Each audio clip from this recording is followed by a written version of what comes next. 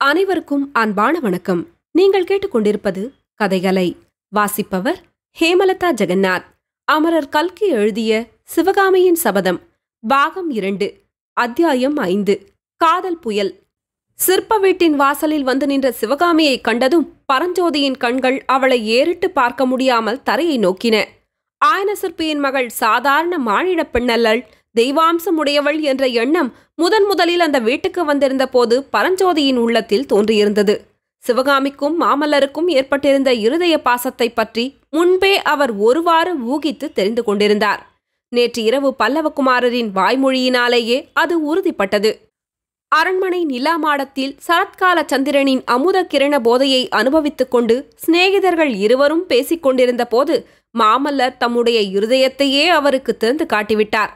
இத்தனை நாளும் மாமல்லரின் உள்ளத்தில் அணை போட்டு தடுத்து வைத்திருந்த பிரேமை பிரவாகமானது அவருடைய இருதய அந்தரங்கத்தை வெளியிடக்கூடிய உற்ற தோழன் ஒருவன் கிடைத்தவுடனே அணையை ஒரே மோதலில் இடித்து தள்ளிவிட்டு அமோக வெள்ளமாக பாய்ந்தது. பரஞ்சோதி அந்த வெள்ளத்தில் அகப்பட்டு கொண்டு திக்குமுக்காடி போனார். இந்த மாதிரி காதல் வெறி அவருக்கு முற்றிலும் புதுமையாயிருந்தது. திருவெண்காட்டில் நமச்சிவாய வைத்தியர் வீட்டில் அவருடைய உள்ளத்தை கவர்ந்த நங்கை ஒருத்தியும் இருக்கத்தான் இருந்தாள். ஆனால் அவளுடைய நினைவானது பரஞ்சோதிக்கு அமைதி கலந்த இன்பத்தையே உண்டாக்கியது. மாமல்லருடைய காதலோ அவருடைய உள்ளத்தை கடும் புயல் காற்று சுழன்று அடிக்கும் மலை சூழ்ந்த பிரதேசமாகவும், திடீர் என்று தீயையும் புகையையும் கக்கும் எரிமலையாகவும், பிரம்மாண்டமான அலைகள் மலைமலையாக எழுந்து மோதும் குடாக்கடலாகவும் செய்திருப்பதை பரஞ்சோதி கண்டார். மாமல்லருடைய காதல் வேகம் பரஞ்சோதிக்கு பெரும் வியப்பை உண்டாக்கிற்று. அதோடு பயத்தையும் உண்டாக்கிற்று. அவர்களுடைய காதல் பூர்த்தியாவதற்கு எத்தனையோ தடைகள் இருக்கின்றன என்பதை எண்ணிய போது பரஞ்சோதியின் மனம் கனிந்தது. எல்லாவற்றிலும் பெரிய தடை மகேந்திர சக்கரவர்த்தியின் விருப்பம் வேறுவிதமாயிருந்ததே ஆகும். அந்த பெரும் தடைக்கு பரிகாரம் உண்டா? அது எப்போதாவது நிவர்த்தியாக கூடுமா? சென்ற 8 மாதத்தில் சக்கரவர்த்தியிடம் நெருங்கி பழகி அவருடைய அன்புக்கும் நம்பிக்கைக்கும் பாத்திரமாகி அநேக விஷயங்களில் அவருடைய அந்தரங்க கருத்துக்களையெல்லாம் அறிந்திருந்த பரஞ்சோதி மாமல்லரின் காதலை பற்றி சக்கரவர்த்திக்கு தெரியும் என்றும் அதை அவர் விரும்பவில்லை என்றும் திட்டமாய் தெரிந்து கொண்டிருந்தார். எனவே இப்போது அவருடைய நிலைமை மிகவும் தர்ம சங்கடமாய் போயிருந்தது. ஒரு பக்கத்தில் அவருடைய மனப்பூர்வமான பக்திக்கு பாத்திரமானவரும் தந்தையின் ஸ்தானத்தை வகிப்பவருமான மகேந்திரர் குமார சக்கரவர்த்தியின் உள்ளத்தை சிவகாமியிடமிருந்து திருப்ப விரும்புகிறார் என்பதை அவர் அறிந்திருந்தார். மாமல்லரோ தம்முடைய இருதய அந்தரங்கத்தையெல்லாம் வெளியிடுவதற்குரிய உற்ற துணைவராக அவரை பாவித்து தம் மனோரதத்தை நிறைவேற்றி கொடுப்பதற்கு அவருடைய ஒத்தாசையை எதிர்பார்க்கிறார். சக்கரவர்த்திக்கு உகந்ததை செய்தால் தம்மை நம்பிய சிநேகிதருக்கு துரோகம் செய்வதாகும். சிநேகிதருக்கு உகந்ததை செய்தாலோ சக்கரவர்த்திக்கு விருப்பமில்லாததை செய்ததாக முடியும். இந்த தர்ம சங்கடம் ஒரு புறம் இருக்க, சிவகாமியின் நிலைமை என்ன? அவளுக்கு நன்மையானது எது? இந்த பொருத்தமில்லாத காதலினால் அவளுக்கு உண்மையில் நன்மை உண்டாகுமா? இது விஷயத்தில் ஆயனருடைய அபிப்பிராயம்தான் என்ன? இத்தனை மனக்குழப்பங்களுக்கிடையே ஒன்று மட்டும் மிக தெளிவாய் இருந்தது. சிவகாமி என்று எண்ணியதுமே அவருடைய மனத்தில் பயபக்தியும் மரியாதையும் அன்பும் அபிமானமும் சங்கோஜமும் வாத்சல்யமும் கலந்த புனிதமான தெய்வீக உணர்ச்சி தோன்றிற்று.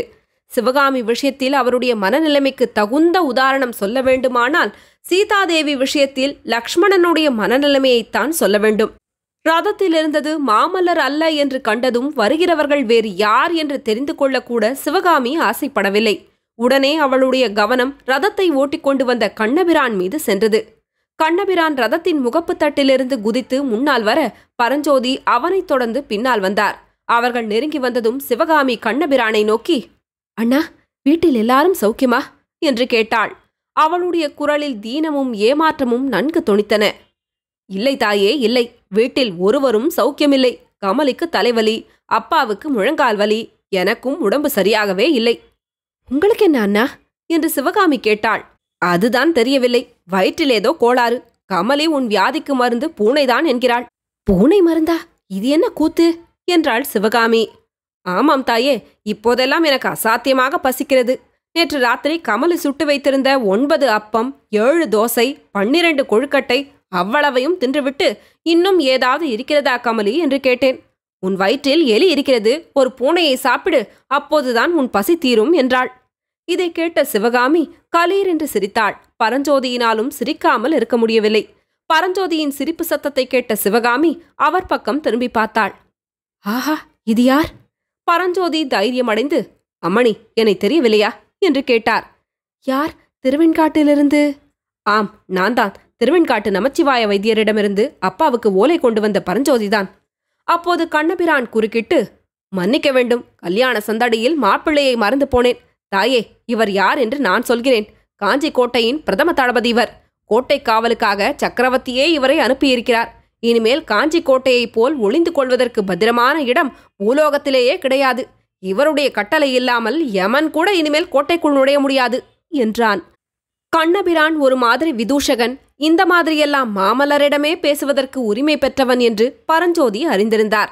எனவே அவனுடைய பேச்சை பொருட்படுத்தாமல் சிவகாமியை நோக்கி, அப்பா எங்கே, உள்ளே இருக்கிறாரா என்று கேட்டார். கண்ணபிரானுடைய வேடிக்கை பேச்சு அந்த சமயம் சிவகாமிக்கும் பிடிக்கவில்லை என்று அவளுடைய முகக்குறி காட்டிற்று. அப்பா அதோ வருகிறார் என்றாள். பரஞ்சோதி திரும்பி பார்த்தார். ஆயனர் மரத்தடியிலிருந்து வீட்டை நோக்கி வந்து கொண்டிருந்தார். அவர் அருகில் வந்ததும் தளபதி பரஞ்சோதி, ஐயா, என்னை அடையாளம் தெரிகிறதா என்று கேட்டார். உடனே ஆயனர் ஆவலுடன், யார்? பரஞ்சோதியா என்று விரைந்து வந்து அவரை தழுவிக்கொண்டார். பிறகு சற்று தாழ்ந்த குரலில், தம்பி, போன காரியம் எப்படி? காயா பழமா என்று கேட்டார். அப்போது அவருடைய கண்களில் தோன்றிய வெறியையும் குரலில் துணித்த பரபரப்பையும் கவனித்த பரஞ்சோதிக்கு கண்ணில் நீர் துளித்தது. தழுதழுத்த மெல்லிய குரலில், இந்த தடவை காரியம் ஜெயமாகவில்லை. வெறும் கையுடனேதான் திரும்பி வந்திருக்கிறேன். ஆனால் என்றைக்காவது ஒரு நாள் நிச்சயமாக அஜந்தா ரகசியத்தை அறிந்து வந்து உங்களுக்கு தெரிவிப்பேன் என்று கூறினார். வேண்டாம் தம்பி, வேண்டாம். நீ வழியில் பல்லவ சைன்யத்தில் சேர்ந்து விட்டதாக நானும் கேள்விப்பட்டேன். ஒருவேளை பொய்யாயிருக்குமோ என்று நினைத்தேன். அதனால் பாதகமில்லை. என்றும் அழியா வர்ண ரகசியத்தை நானே சீக்கிரத்தில் கண்டுபிடித்து விடுவேன் தம்பி. சில புதிய சோதனைகள் செய்து கொண்டிருக்கிறேன். வருகிறாயா, காட்டுகிறேன் என்று ஆயனர் தாம் உட்கார்ந்திருந்த மரத்தடியை நோக்கினார். இதற்குள் சிவகாமி, அப்பா, அண்ணன் 8 மாதங்கள் கழித்து வந்திருக்கிறார். உள்ளே வந்து உட்காரச் சொல்லுங்கள். எல்லாம் விவரமாக கேட்கலாம் என்றாள். ஆமாம் ஆமாம், வா தம்பி என்று கூறி ஆயனர் பரஞ்சோதியை வீட்டுக்குள் அழைத்துச் சென்றார். தொடரும். கதையலை உங்களுக்கு பிடிச்சிருந்ததுன்னா உங்க நண்பர்களோடும் உறவினர்களோடும் பகிர்ந்துக்கோங்க. நன்றி.